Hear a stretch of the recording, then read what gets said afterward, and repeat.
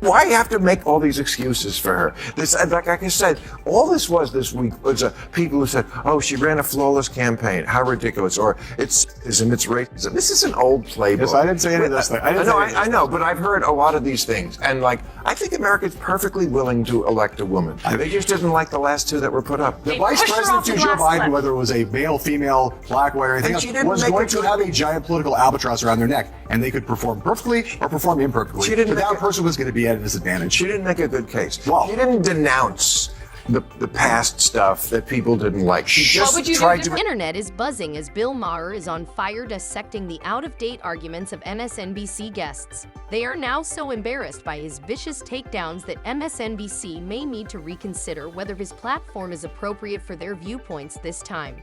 As Maher dissected their arguments, another visitor found himself in his crosshairs and unable to keep up. What did they say that made them panic, and who was it? Stay tuned as we dissect everything. Everything the candidates, especially the Democrats, do to get voters annoys them. The constant texting. Did you get the texts like from Tim Walz every 5 minutes, and like always begging for money and knocking on doors? And we've got people knocking on doors. We don't want knocking on your door. Who in this day and age wants someone knocking on? Kids don't even like it when if you a phone call. That's like too much of a invasion of their privacy. On MSNBC, Bill Maher skillfully exposed the hypocrisy in John Hillman's argument.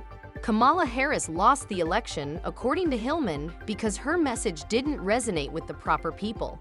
However, Maher pointed out that the true problem was the medium, not the message. While Trump reached a larger audience through more impartial channels like Joe Rogan's podcast and Theo Bond's show, Democrats relied on traditional media like MSNBC and CNN to preach to an audience that already agreed with them. Democrats turned to intrusive strategies like mass SMS and door-to-door campaigns after traditional media failed, alienating prospective supporters rather than adjusting to the real locations of voters. Emerge as the strongest Democratic opposition leader in the next Trump era. Oh, well, that's a good question. I mean, like Adam Schiff, he won right big. And he won, but I like Wes Moore. Wes Moore's fantastic. He's in Maryland. Yep. But who's going to be the one?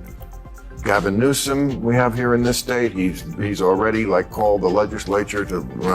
Trump hasn't done anything yet, but I understand. I understand. What exactly is this reporter discussing? Kamala Harris only needed to emphasize the Democrats' pre-existing narrative, and everything should have fallen into place. However, this is where they fell short. Americans are perceptive. They paid attention to their daily reality of skyrocketing inflation rather than merely listening to well-crafted platitudes. An unsafe border and an increase in crime weren't simply news stories. These were actual problems that people dealt with on a daily basis. Voters were motivated by personal experiences rather than political catchphrases. It wouldn't have mattered even if Biden had been at the top of his game. The Democrats' products were not being purchased by Americans. Since people had already tuned out the message, Biden may have lost by an even greater percentage because the issue wasn't with the messenger. They set Kamala Harris up to fail. That was a 3-month campaign and she was supposed to introduce herself to the American people. No wonder people were Googling, did Joe Biden drop out? And so... No. You saying 3 months wasn't long enough? It was too long. It was long enough. It was long enough. If they had a primary... It's not that they didn't have time to introduce. They met someone. Once again, Maher is spot on. As Michael Douglas noted on the broadcast, the Democrats had a large pool of seasoned, skilled leaders who were just waiting to take Joe Biden's place. Their strategy was to choose a black female vice president in order to gain support from both the black and female communities. But politics isn't about checking diversity boxes. It's about connecting with voters through confidence, vision, and practical solutions. Governors, senators, and rising stars were prepared to take the lead, but they didn't choose them because they prioritized identity politics over merit and leadership. Voters want leaders who can solve problems by putting symbolism above substance. They don't just want representation. The Democrats underestimated the electorate. People saw through their assumption that identity alone will win votes and emotions. The decision seemed more like a show than a sincere one. Ultimately, it wasn't enough to win support or win the election. And this error may be a major factor in why they're currently dealing with such a fierce political backlash. Vice president, and you get put on elevated to the top of the ticket 107 days ahead of the election. I think that is a very high degree of difficulty put on anybody, and I do not think she is the perfect candidate. I tend to agree with Sarah that probably in a fully litigated primary, she probably would not have been the Democratic nominee, but we'll never know that.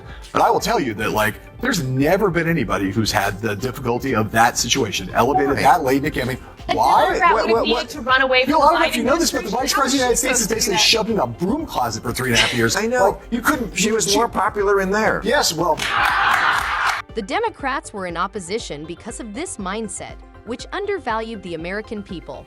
In fact, John, an MSNBC personality, asserted that Bill Maher's assertion that 3 months was more than sufficient time for citizens to make a decision was an exaggeration of the number of Americans. Does the woke left really believe that we lack the capacity for critical thought and reasoned decision-making? It makes sense. The audacity to claim that Americans aren't even sure what they want was displayed by one MSNBC personality. We definitely do, and it's not a puppet that mindlessly adopts the awakened left. Americans want leaders that appreciate our intelligence, recognize our challenges, and defend our interests, not leaders who treat us like we don't know anything. The left can continue to underestimate Americans, but they will discover the hard way that we know exactly what we want and aren't scared to vote for it. With that, they can continue to make... Someone like Donald Trump has become a universally known, understood, loved by some, hated by others over the course of being omnipresent for 8 years. Decades. Okay. Barack Obama becomes president of the United States after running for 2 years as president, runs a 50-state primary, is on television, does dozens of Democratic debates, and by the time at the end of that, most people knew who he was. Most people. Yeah. You drop somebody in the middle of the top of the 3 days out, 3 months out. You are going to have to spend a lot of time trying to introduce yourself to the country while also being in a steel cage death match. That's precisely what I'm saying. In a short of weeks, certain nations are able to organize elections that are decisive. Believe me, the Democrats are better off in opposition with this mentality. They're ignoring the obvious. They are where they are now because of their terrible economic mismanagement, as well as their outdated and absurd policies. Americans are intelligent and difficult to dupe, discerning and well aware that under Donald Trump, our economy, our borders, and even the future of our children felt more secure than they had under the Biden-Harris administration. It was about security, leadership, and common sense, not simply jobs or inflation. I'll say it again, actually. It would have made no difference who the Democrats nominated, Kamala, Noem, or Whitmer. If Biden had lost this race, it was always about poor leadership, not just Kamala Harris. The Democrats lost because their entire program failed the very people they claimed to serve, not because of a single candidate. Until they grasp this, they will continue to lose because of careless policies and an administration that is totally out of touch with the realities that regular Americans face. I think you can believe that you could have shorter elections in America, but it's not like we don't know. In Britain, for instance, when you have a short election, it's not like you don't know who the leader of the party is for months and years before that. You're either the person who's Googling the day before, did Biden drop out?